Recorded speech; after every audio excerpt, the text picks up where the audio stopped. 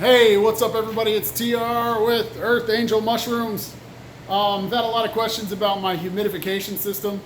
So I use actually I just bought a high pressure misting system from Aeromist. I think that's the name of the company.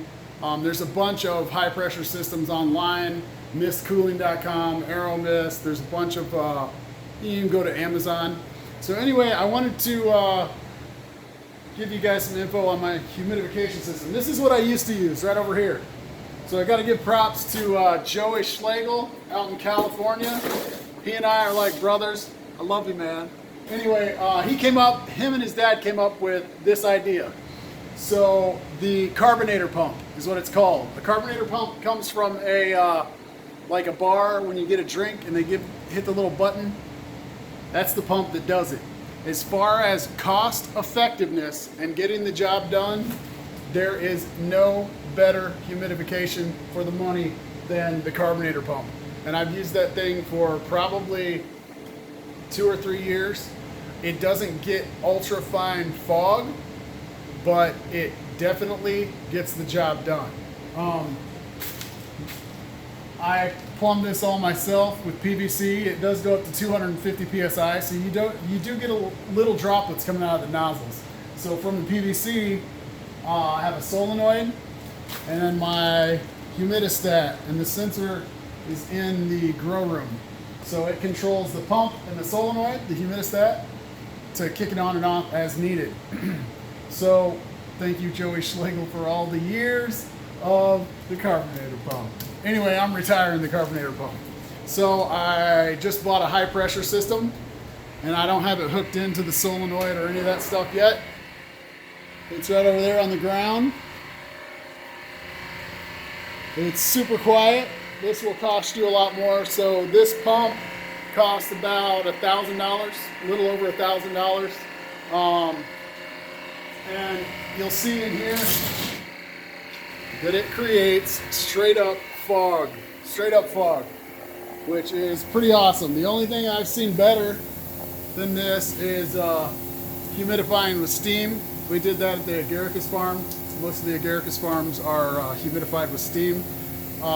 There is some drawbacks to steam. Even though it creates awesome humidity, it does add a little bit of heat into the room depending on how much humidity you're needing.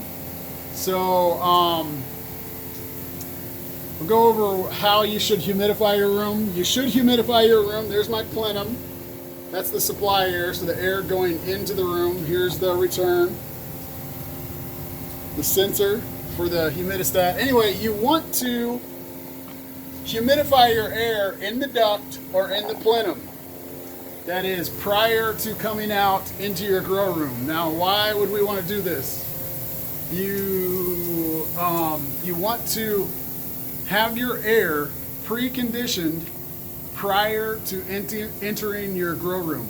So that means that there's no dry pockets of air. All the mushrooms are getting pretty much what they need. If you don't do that, you are going to have soaking wet mushrooms in some parts of your room, and then some of your mushrooms will be dry. It just becomes a royal pain in the butt. And if you don't humidify your air prior to coming out the duct, you're going to have way more water on the floor.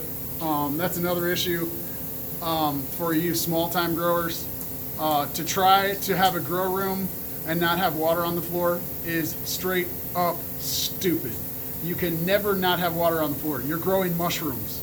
They like high humidity. People ask me, well, how do I keep my floor dry? You don't keep your floor dry. You put drains in like you should. If you're going to grow mushrooms, do it like you should. You can't circumnavigate having wet floors. The only thing you can do is put drains on the floors. So I have drains every 10 feet, or no, every 20 feet, and the floors are sloped. You see one of my drains back there. Floors are all sloped and it drains.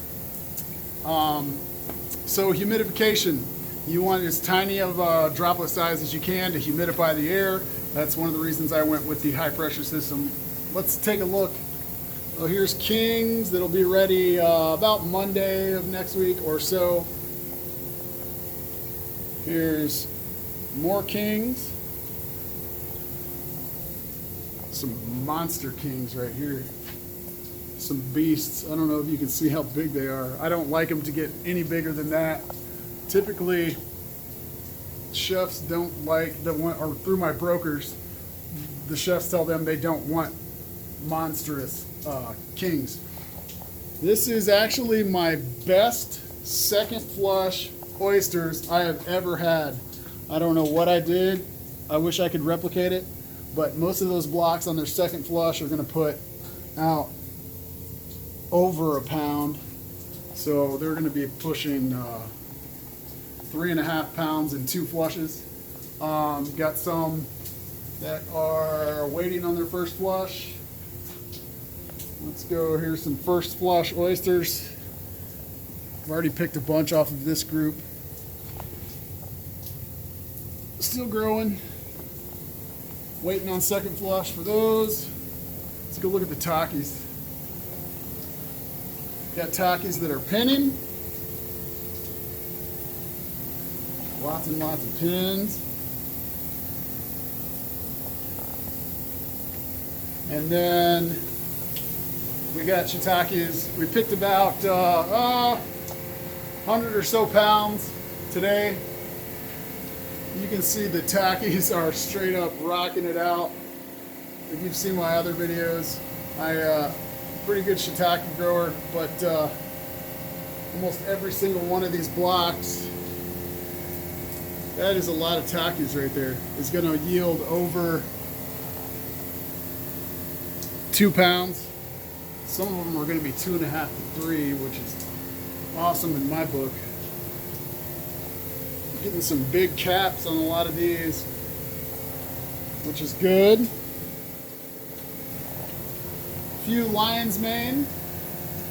I only grow lion's mane when I have leftover blocks from block sales. So for those of you who are interested in purchasing blocks, you can shoot me an email at earthangelmushrooms@gmail.com, or you can give me a call.